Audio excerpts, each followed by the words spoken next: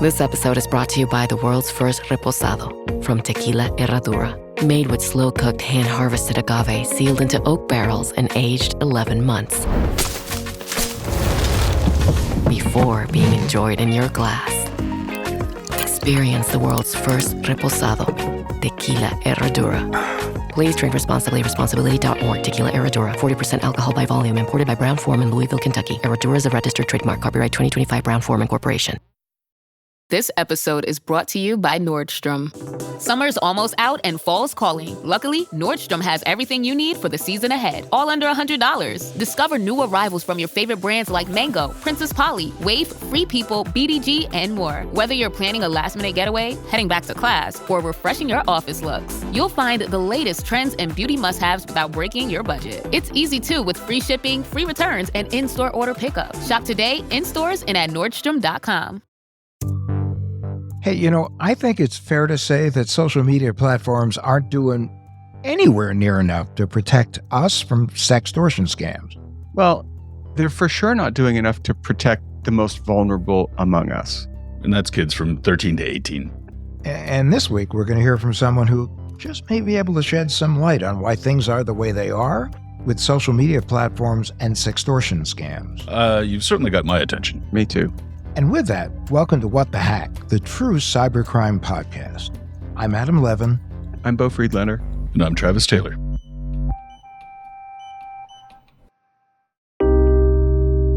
Today on the show, we have Paul Raffile.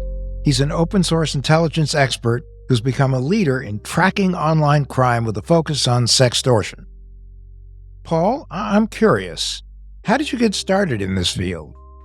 I've always had an interest in national security, international security issues. I went to college for national security, and my first role right out of college was on a contract for the Office of Director of National Intelligence, actually tracking ISIS on social media. That was kind of my first foray into using online and social media intelligence to assess and track transnational crime, foreign terrorist organizations, and other threats. And what did that look like on a day-to-day basis when you were working? How do you track violent organizations online? What are you looking for? So surprisingly, a lot of these organizations are hiding in plain sight. They're using common hashtags, common nomenclature to really indicate to others within their in-group, whether it's a foreign terrorist organization or a gang or financially motivated cyber criminals. There's all clues kind of pointing to where they are. They try to operate undercover, but there's always ways that we can kind of pull that curtain back on them. And what exactly are you looking for when you're there? I mean, are you trying to stop things from happening, or are you just tracking individuals? What's the goal? Yeah, so with that project, tracking ISIS on social media, we were providing information and research to the US government. They were then using that information to advance our defense intelligence and make our military presence in the area more effective.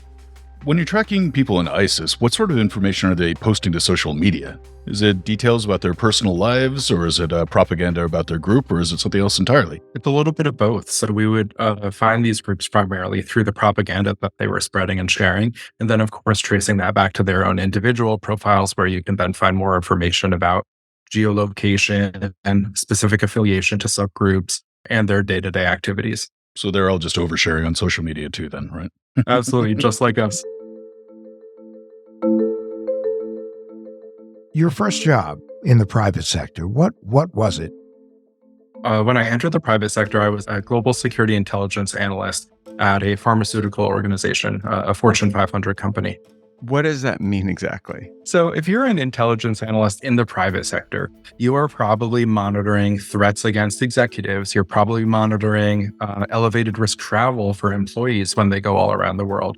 You're probably monitoring supply chain security risks. You're probably doing investigations into insiders or fraud or other threats against the company. And did you find yourself facing off against those kind of threats personally in your work? Yeah, for sure. Every day there was something new in my work, whether it was, doing an assessment on a foreign country that I've never traveled to, doing a risk assessment on a concerning communication that was received by an executive from an unknown party. So every day there were different sorts of intel to process or cases to investigate. And how much of what these companies are doing is digging up dirt on competitors? You're a negative Nelly. This is news? So on my end, I didn't do any of the competitive intel. Ding, ding, ding, ding, ding. That means there was. Yeah, for sure. I definitely think most large corporations do have a competitive intel function. For me, I'm all about that threat assessment, risk assessment. And that is basically a function of what you do for a living, which is open source intelligence. So before we go any further, let's get a definition. From me, when I say open source intelligence, it's like I met somebody at a party. I want to know. So I do a little digging and I find something online. What is your definition of open source intelligence? Yeah, so I think that's a fantastic example. Open source intelligence really is any publicly accessible information that can be packaged in a way that informs stakeholders about some sort of intelligence problem or situation. So whether it be someone creepy online that you're trying to figure out who's behind that account, or something more extensive for government purposes, is all examples of OSINT. One good example I like to point to is within the intelligence community. They say that over 90% of their intelligence is derived from open sources. We tend to think of, CIA, everything is super top secret, classified, but really they're using commercially available satellites. They're using social media to derive a lot of their intelligence, just like we are. In practical terms, can you give us another example of what this looks like? So let's say you are interested in hiring someone to work for you, but you don't have any information about them. Here are some open sources or OSINT type tools that you can use to your advantage. Of course, there's social media. Pull up their profiles, see what they're posting. But then you could do something such as looking at their username and then pivoting from there. Is that username used on any other forums or websites or anything like that, especially if it's a unique username? You can then pivot into seeing who they're related to, their daily pattern of life, places that they've checked into on Google Maps, or places that they've reviewed on Google Maps. This is all examples of publicly accessible information. I do that all the time. And sometimes just out of idle curiosity, I'll be like, let's see what I can find out. And I know a lot about people who are in my life in some way or another, and they have no idea I know it because I know what's available online. And it is kind of distressing, I guess, if you don't want people to know the stuff about you. But yeah. It's pretty crazy. And then do you ever go a step deeper and use the pay site, the places that'll tell you if there's an arrest warrant, or do you not even bother with that stuff? So there are a lot of low quality people search engines that are accessible to the public. Personally, don't recommend those. I think the information there is mostly shoddy, compiled, not verified or vetted. There are a number of paid subscription services that we use in the corporate sector that are a little bit more reliable. Oh, I was about to say, what were some of the... No, they're all paid sources. I think they'll... No, and that's the thing is guys, you remember Jake who got stopped at the border in Iraq? Yeah. It was an early episode. I think it was episode 2, right? I used to call Jake up and I'd be like, I got a license plate number. And he's like, I can't run a license plate number. What else do you have? And I'd be like, I think they were born in between 1965 and 1969 and their name is Bob. And this is what they do for a living. And I think they work at this company. With that little amount of information, with his subscription service that he had from a news agency where he worked, he could come up with a lot of stuff. So some of them do work. They're expensive. I think that one was quite expensive. But a lot of them are shoddy. And when you say they're shoddy, do they just have bad information that you can find yourself? Or Yeah, a lot of the free people search engines just kind of aggregate the information with no vetting at all. Whereas those paid subscription services have a bit more fidelity, they're updated more regularly, and they're pretty much plugged into a lot of areas that may be inaccessible to some of the free services. Some of these are plugged into state DMVs, state court records that generally aren't online. So with those, you get what you pay for, right? All right. So don't use those if you're listening and you want to stalk somebody.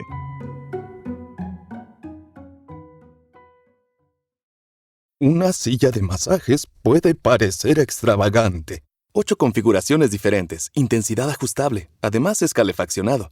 Y se siente tan bien. Sí, una silla de masajes puede parecer extravagante. Y 2, bueno, aún más. Pero cuando esas sillas de masajes vienen con un auto, se vuelven bastante prácticas.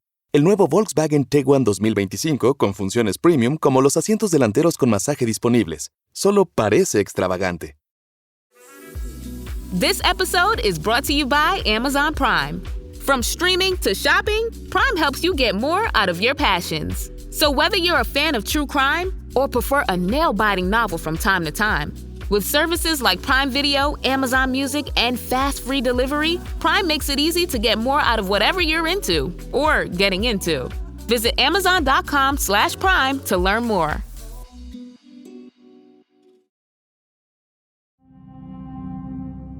Can you tell us about the Nigerian fake job scam you encountered when you were with the pharmaceutical company?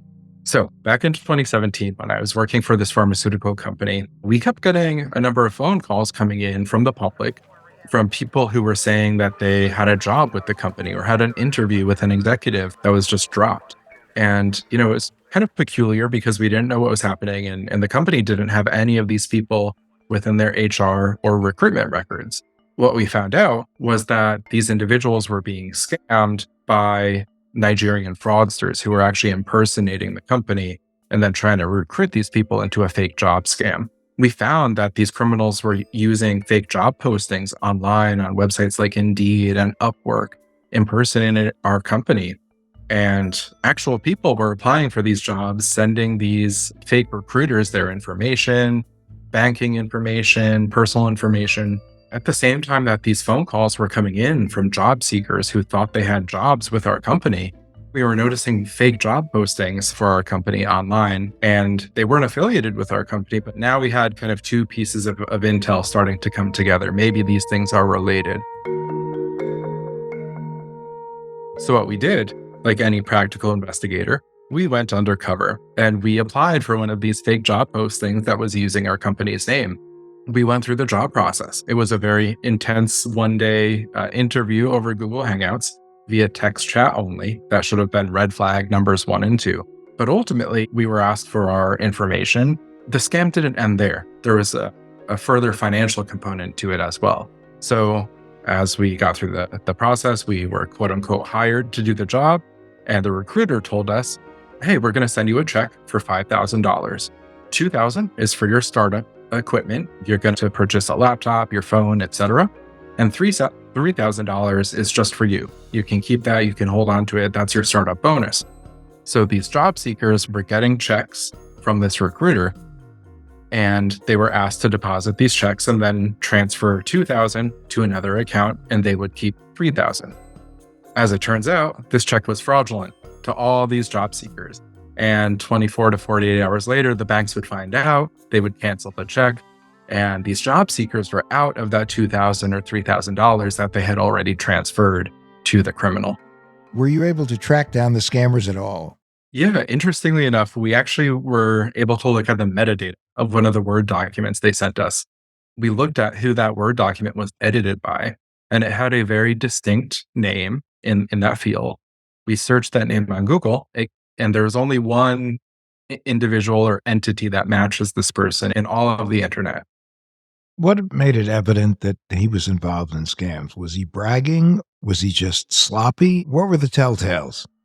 Very evidently from his open social media posts was involved in a lot of scams and, showing off American money, euros, lots of gold and jewelry, which was quite an indication that he was perhaps involved in some organized criminal activity such as this. So, of course, it was circumstantial evidence at this point. But then we looked at the Gmail accounts that he was using to impersonate our executives and to trick these job seekers. The recovery information for both of these Gmail accounts, one of them linked to his direct phone number, and the other Gmail account linked to his email address. So now we have 3 independent pieces of evidence linking to that same person.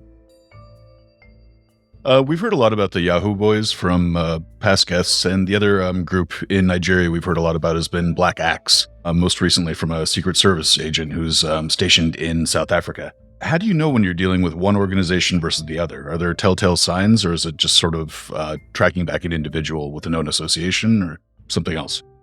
That one's a little bit more difficult. With Yahoo Boys, that's kind of the term they use for more generally dispersed internet scammers.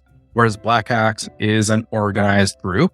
So, when we're thinking about these widespread internet scams, generally speaking, probably Yahoo Boys, but there could be a good chance that Black Axe is involved to some degree in some of these cases.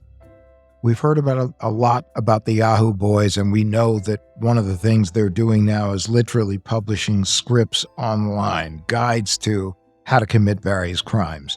Do you find that when you see these guys are either bragging online or they're making sloppy mistakes, are these the actual members of this loose affiliated organization, or are they people that they recruited who may not be as sophisticated as they are and using these guides as opposed to native intelligence? Yahoo Boys have elements of organized crime and disorganized crime. So you're right, that bar to enter this criminal syndicate has been dropped to zero. Anyone can join, anyone can find a scam script or how-to guide, how to scam, how to sextort, how to blackmail, how to run a fake job scam. These are all readily available on the social media platforms that are hosting the Yahoo Boys. So, Paul, when did you first become aware of sextortion and sex-related approaches to scamming people out of money? The first time I had actually heard about this was in January of last year. And one of my friends came to me. He knows me as the intel guy or the online investigations guy. And he told me the situation that he was in. He was being blackmailed for money. He was coerced online into a compromising situation. And I told him what I thought you should do: block, make your accounts private. Here's how to do all that. But then I started looking online to figure out who is doing this crime, what's the methodology behind it, and what else can we do to privatize an account. At that time, I discovered a lot of social media posts. I discovered a Reddit community called Sextortion, and I realized this was organized crime. They were using the same exact scripts repeatedly, down to the words, down to the same exact typos. I realized this was not just an individual criminal, but someone operating off of a playbook or operating as part of one of these overseas syndicates. Paul, how big is sextortion? Who should be worried about it? In the words of the FBI, financial sextortion is a hidden pandemic. They're calling it an explosion of cases that have occurred over these past 18 to 24 months. Just to give you some, back in 2021, there were only 139 reported cases of financial sextortion here in the US of minors. Fast forward to the end of 2023, and that was over 26,000 reported cases of financial sextortion against minors here in the US. Hold on. Repeat that number for people. That's terrifying. 26,000 cases last year, reported cases here in the US of minors. And you have to figure that that is maybe a tenth or a hundredth of how many people are actually getting scammed. How much of the explosion in these cases is about people reporting it versus it becoming more prevalent online? I don't really have a good answer to that, aside from the Australian Federal Police came out and said that they think less than 10% of cases are actually reported. Yeah, that would be my guess too. Are there any websites where this is more prevalent on? Yes. Instagram and Snapchat is where the bulk of the financial sextortion targeting minors is taking place. At the risk of putting people in danger, I think it is important to understand how these things work. So give us the basic beats. How do these scams go down? So I know you've spoken to John DeMay on this show, and I'll use that example of his son, Jordan DeMay, who was a victim of financial sextortion back in 2022. He received an Instagram message from a nice, pretty young woman around his age, and by 3 a.m., he had taken his own life. These criminals are using these fake Instagram accounts to reach out to as many high school-aged boys as they can. They're then coercing them, at first, they're chatting up these individuals, just trying to make a connection. Then it turns flirty and then overtly sexual. These accounts are coercing their targets into a compromising situation. It's funny, you say coercing, but what's really happening is they're sending a picture of a young woman nude or partially nude and asking the person they're talking to for a nude and trying to escalate, trying to get better nudes until they have one that they can use to compromise the guy. Absolutely. And that's one of the tricky things about this scam. These individuals are sending a picture first and then pressuring their targets into returning that. Is there a certain age group that they focus on more than others? A lot of the data we're seeing from FBI and NCMEC is they're targeting 13 to 17-year-olds, but we've seen cases as young as 10. And are they targeting mostly boys or girls? Almost all of these financially motivated sextortion cases are targeting boys. But typically with the cases involving girls, they aren't asking for money. They're asking for more pictures, more content. These are the same people who could be from the same syndicate because the pictures they're getting from female victims, they are using to victimize male victims. And there's a whole ecosystem of how these folks are working. And all of what they're doing is activity that could land them in prison for life if they were within the bounds of the United States jurisprudence system, but they're not. They're not. Almost all of these criminals who are involved in financial sextortion of minors are from overseas. Almost all of them are from West Africa. We talked about the Yahoo Boys, and this is the group that's responsible for the surge, the 18,000% surge of financial sextortion over these past 2 years. We found that they were sharing their how-to guides, how to blackmail a kid, how to commit sextortion, as well as the scripts that can be deployed within these conversations. Part of my research even found that the exact script that was used on Jordan DeMay the night that he died, that video was on YouTube for 2 years before it was taken down following our reporting. Are the social media networks, are they doing anything to stop this? They are trying. They certainly don't want these crimes to occur on their platform.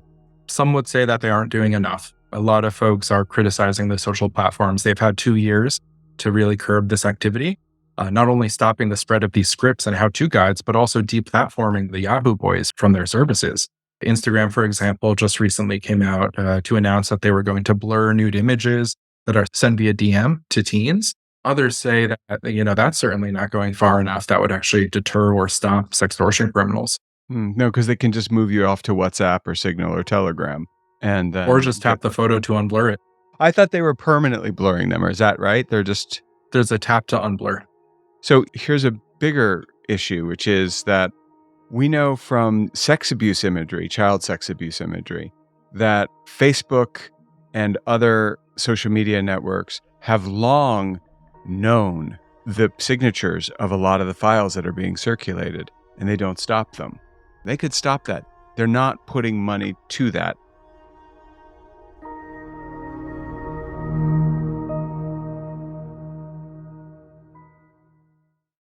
This podcast is brought to you by Carvana. Buying a car shouldn't eat up your week. That's why Carvana made it convenient. Car buying that fits around your life, not the other way around. You can get pre-qualified for an auto loan in just a couple of minutes and browse thousands of quality car options, all within your terms, all online, all on your schedule. Turn car buying into a few clicks and not a full week's endeavor. Finance and buy your car at your convenience on Carvana. Financing subject to credit approval. Additional terms and conditions may apply. Now at Chipotle, our all-new Chipotle Honey Chicken brings Chipotle heat with a touch of sweet. Seared smoked peppers and savory Mexican spices, blended with a hint of pure honey for a perfectly balanced sauce. All combined with fresh, tender chicken hot off the grill, served up in your favorite burrito or bowl. New Chipotle Honey Chicken takes heat and sweet to a whole new level. But it's only at Chipotle for a limited time. Order now in the app for pickup or delivery. Chipotle, for real.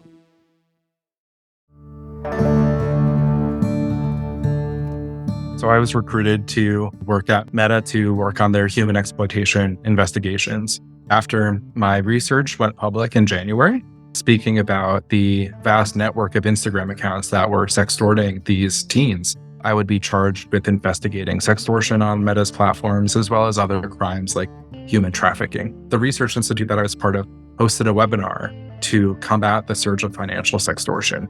During this webinar, we had parents of some of these victims, 4 teenagers who were killed by this crime. We heard from industry experts, law enforcement, folks from social media companies. They were all part of this webinar and happily participated. Just after that webinar ended, I got a phone call saying that my offer had been rescinded. So it turns out I will not be working at Meta to work on their human exploitation problem.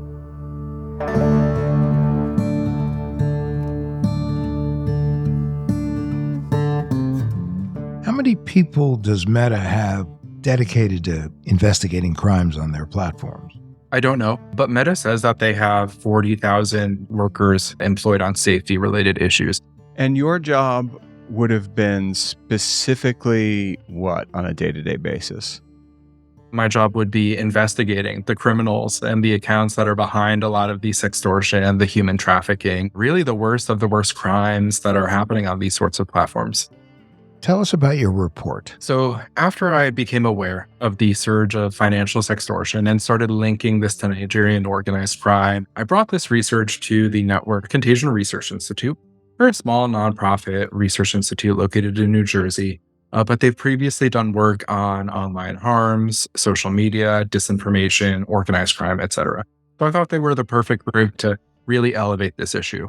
We released our report in January, and it basically uncovered the vast network of Instagram accounts that these criminals are using, how they're exploiting various privacy features and settings on Instagram, on Snapchat, on other apps to basically victimize these teens. Social media has become the largest directory of teens, which can, of course, be used to find friends, but can also be used to find targets and victims. I don't think I've heard a more eloquent and concise way of describing the situation as Facebook and TikTok and Instagram really being a catalog of victims, underage victims. That's terrifying.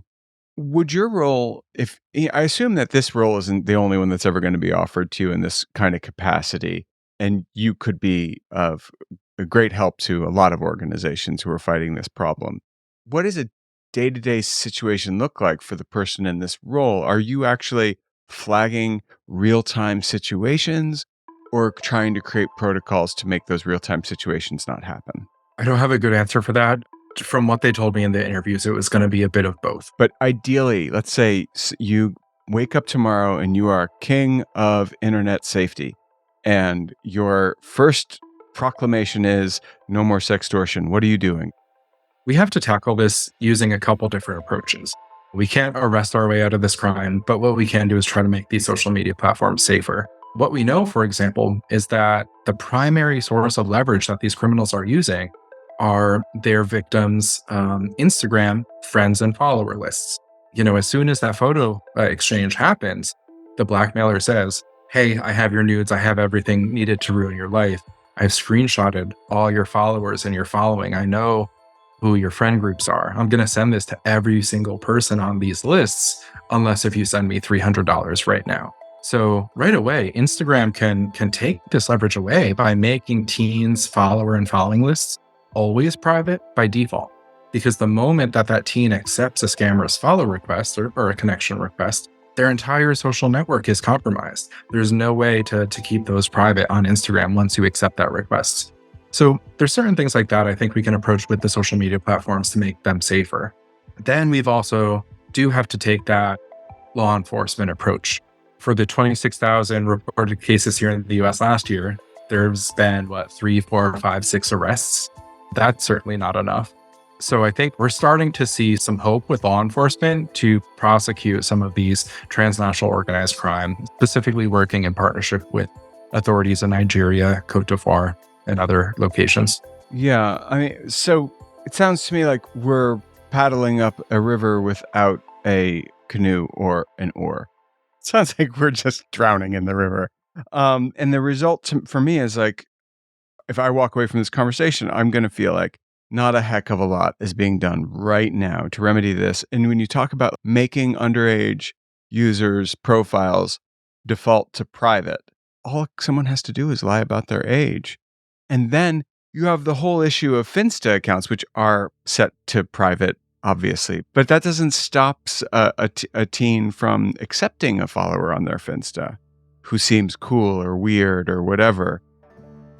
Do you think that everyone's account should be basically as a default set to private, and then they can, make a decision later on as to whether or not they want to make it public? Well, there's been some precedent here. In the past, Instagram has made the decision to turn all teens' accounts private. So even though the accounts are private, you can't see the photos on the account. Now, what we also need from them is to keep those friends and follower lists on these teen accounts also private by default. Did Meta offer any explanation at all as to why they rescinded your offer? No explanation aside from it coming from someone much higher up. The thing I'm not really understanding here about Meta's decision and their behavior is, wouldn't it work to their benefit to remove sextortion scammers from their platform? It would, and they're trying to. I'll give them that. That's certainly not an endorsement that they're doing a good job of, though. Based on the still exponential rise of these cases that we're seeing, platforms are not doing a good job curbing this crime. Used to be that we judged a site's value by its stickiness and its clickiness. And Facebook was, once upon a time, the stickiest and the clickiest. I think they're like, you know what? Time spent, time clicking, time sitting there, that's what matters. And if it's time getting scammed, then you shouldn't be such a dumbass. I actually think they don't care. Now, you were offered a job that would suggest they do care. So what do you know about companies doing what they can to stop it? So with the team that I interviewed with, the team of investigators and analysts, they care deeply about preventing real-world harm. The problem is those teams are very under-resourced. We hear that there are layoffs affecting the trust and safety teams when what we need most right now are these trust and safety teams to keep these platforms safe.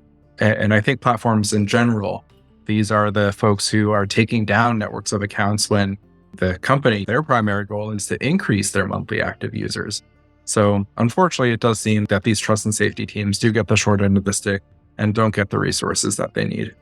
Does Marky Mark have any kids of his own? And if they are on Facebook, do they have a digital bodyguard? Because if I were Mark Zuckerberg and my kids were online, I would have a digital bodyguard.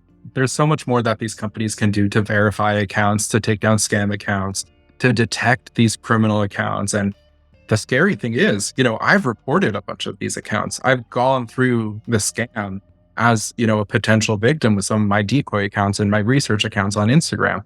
I report the account doing the sextortion, and more often than not, I'm getting a message back from Meta saying, hey, this account wasn't taken down. It doesn't appear to violate our community guidelines. Oh, well, wouldn't you love to know what their community guidelines really are? It's a mystery to me. Yeah. I mean, I get a notice every day you've committed community violation, but it's from a scammer, not from any of the platforms. And of course, we know that there is another trendsetter with platforms, our good friend Mr. Musk over at X, where they have basically taken a meat cleaver to the moderation team. A lot of these companies say that they're switching from human moderators to AI to detect things better and faster. The problem is these criminals are able to pick up on those things. They know kind of the loopholes of what's going to sneak past an AI because they modify certain words or terminology that's going to get flagged or picked up. So I just always think these criminals are going to be one step ahead, especially as we cut down on these trust and safety teams. For the record, Zuckerberg actually actively hides his kids' faces on social media. If someone makes a product that they won't let their own family use, run. Am I correct that China bans TikTok? Are Chinese citizens not allowed to see TikTok? TikTok has never been available in mainland China. Yeah, ByteDance, the parent company, actually has a separate app like TikTok. I think it's called Douyin or something in China. And, there's a lot of criticism that app is a lot more focused on education and patriotism and science. Of course. Whereas the TikTok that is feeding American kids is just junk and drama. Junk food. Well, no, I mean, that's the thing is like these days, if you want to destroy a nation, just get them hooked on social media because, it's the intellectual equivalent of eating high fructose corn syrup on a drip. I would say it's more like fentanyl, but yeah. Fentanyl and sugar. That's a real recipe for success. Paul, what are some of the things that our listeners can do, not only for themselves, but for their kids in order to stay safer when they get on these platforms?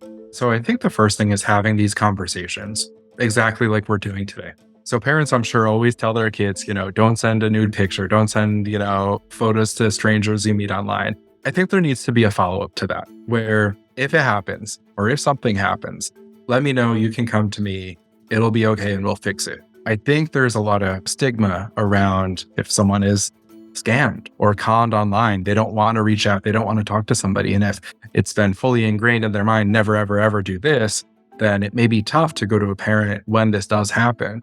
So have that conversation where, they can come to you when it does happen. Adam, you have a younger child than I do. Is Jager allowed to have an Instagram account and a TikTok? Not at all. The problem is there are a lot of parents out there that love to chronicle every possible thing that their kids do. So their names, ages, faces, schools, parks, all the things they do, it's being chronicled by their parents. And to me, it's not the wisest course, but a lot of people do it. It happens in my own family. Yeah, exactly. I mean, I try not to be too judgy about it, but at the same time, I will ask other parents that if you're going to be putting up every single moment that my kid is spending with your kid, please just exclude my kid from your posts online. And have they? Yeah. But Adam, is your child Jager's image on the internet? It is. And so are mine. I have friends like Travis who have really been careful not to allow images to be placed up there because they feel it's the child's choice. And then I have family, and friends who are like, yeah, whatever, but this is our life and I want to share these images with people. Honestly, it kind of goes back to the question for me of what social media really is all about.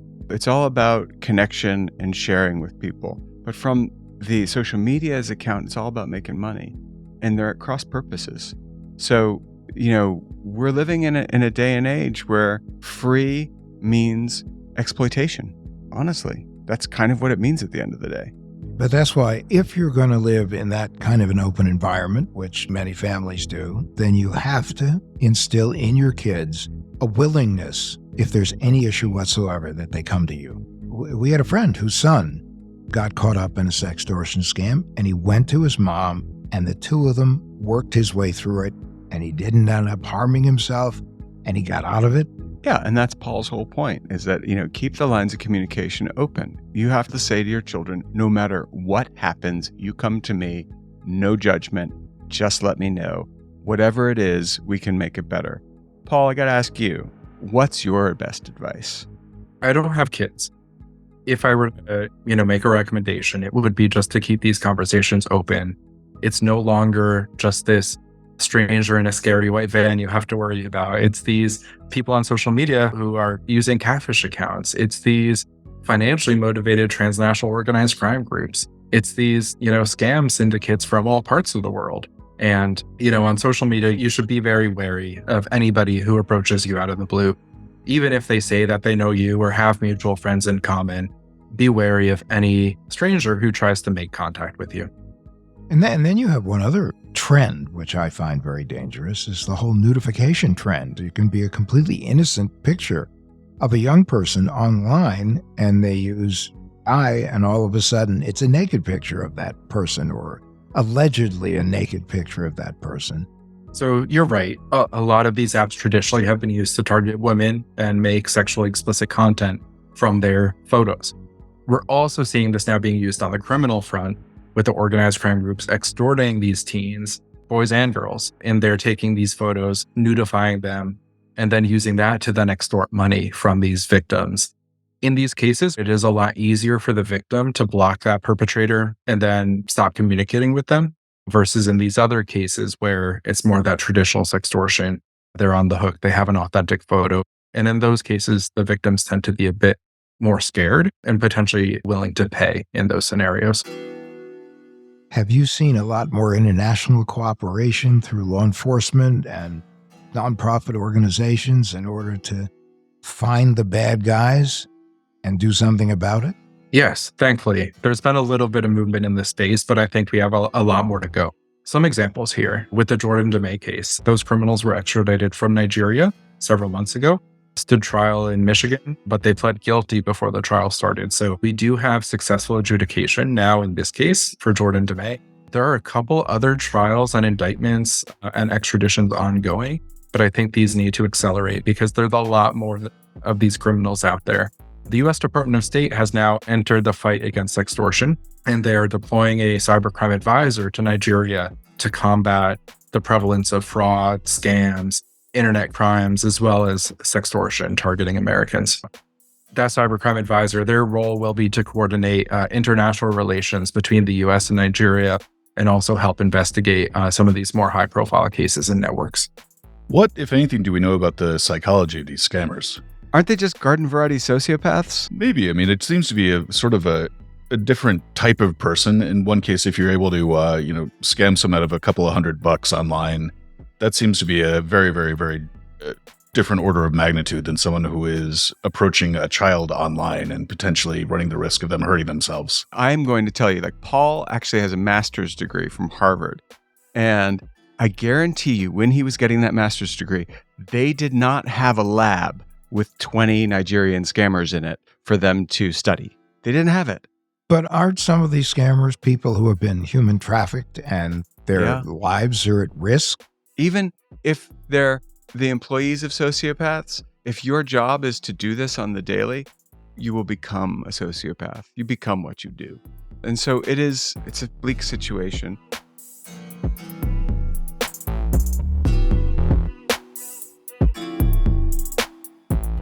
Paul, we really appreciate the time you've given us and the insight you've given us, and we really can't thank you enough. Thank you so much for having me, and thank you for raising awareness about this issue.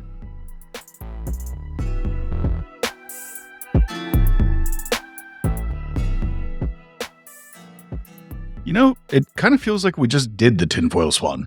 Our paranoid takeaway to keep you safe on and offline? That tinfoil swan? Indeed. What Paul said, we really just couldn't agree with more.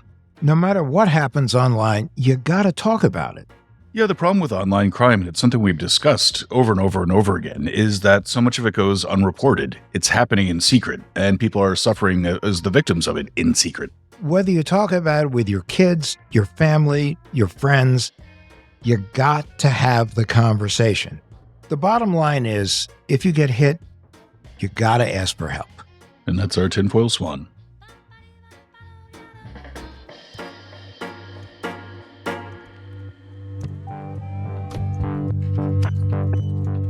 What the Hack with Adam Levin is a production of Loud Tree Media. You can find us online at adamlevin.com and on Instagram, Twitter, and Facebook at Adam K. Levin.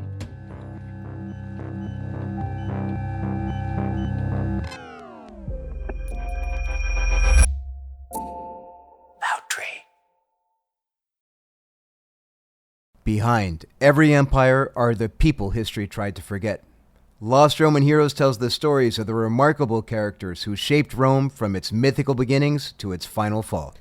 Each episode blends armchair storytelling, sharp historical insight, and a bit of humor to bring these lost figures to life. From generals to scientists, from rebels to empresses, from priests to politicians, these lost Roman heroes have one thing in common. They stood up for civilization when the bad guys threatened, and in doing so, they changed the course of human history. If you're into history that's vivid, surprising, and deeply human, this show's for you. Behind every great meal is a person with a story to tell. Hear them on Culinary Characters Unlocked, the podcast that reveals the lives behind the food. Hosted by me, David Page, Emmy Award-winning journalist and creator of Diners, Drive-Ins, and Dives, as I talk with everyone from culinary legends to mom-and-pop standouts about the creativity, grit, and passion that shape the food we love. Follow Culinary Characters Unlocked on Apple Podcasts, Spotify, or wherever you get your podcasts.